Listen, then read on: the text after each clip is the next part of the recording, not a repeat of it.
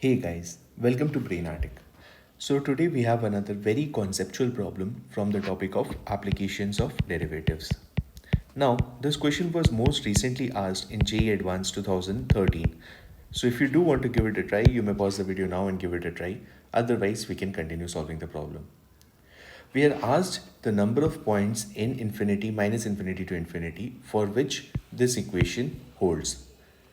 Okay, so what we are going to do is that we are going to take the first step and we'll define let f of x is equal to x square and g of x is equal to x sine x plus cos x. So we had an expression like this, right? X square minus x sine x minus cos x equal to 0, and I have taken all the terms with the trigonometric expressions to the right hand side, and we have this, and then I'm calling this part as g of x and this part as f of x. Now this is a straightforward y is equal to x square, and if we draw the graph we have something like this. Correct? My bad, let me redraw this. This is basically a parabola, correct? So we have something of this nature. Now what is interesting is to identify the graph or identify the nature of g of x, which is x sine x plus cos x. We have to identify the nature of this. So what we are going to do, as I've given the hint already, this topic is from application of derivatives.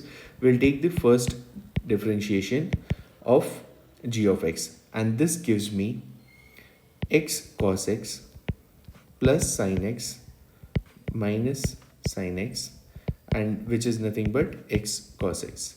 Correct? Now I'll try to get the g double dash of x.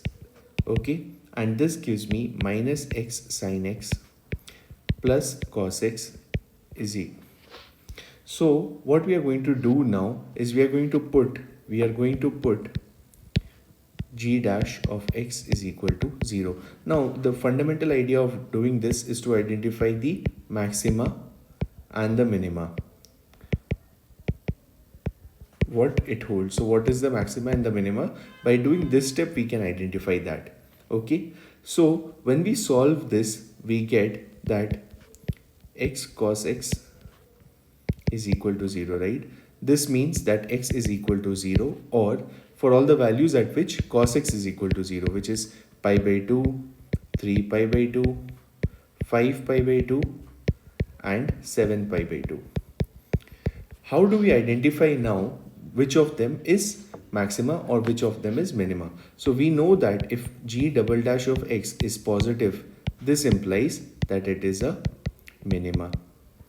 And if g double dash of x is negative, it implies it's a maxima. Okay, now you can put the values by yourself to identify that, or we can take another approach and we'll put these values 0, pi by 2, 3 pi by 2, 5 pi by 2 and 7 pi by 2. Okay, so we'll try to notice when we put the value of x is equal to 0, whether it is coming positive, g double dash of x is coming as positive, or it is coming as negative. Okay, so we know that g double dash of x is, just rewriting it, minus x sin x plus cos x. Okay, so this turns out to be, when you put x is equal to 0, this gives me 1. G double dash of x is positive, so it means it's a minima. Okay, again if I put x equal to 3 pi by 2, or maybe let me do first pi by 2, it gives me that g double dash of x is negative. Okay, so what this means is that the slope here is positive, the slope here is negative, the slope here is positive, and goes on.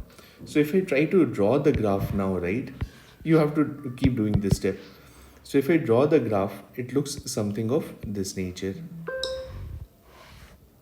It looks something like this. Okay, or maybe if I just redraw it,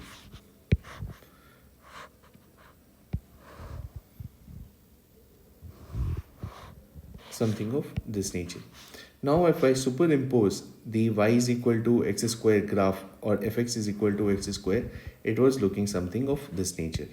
And if we identify how many points these two are intersecting, it is answer 2. So the answer is 2. Okay, so if you do like the video, hit this like button, subscribe to our channel for more content like this. Thank you so much for watching.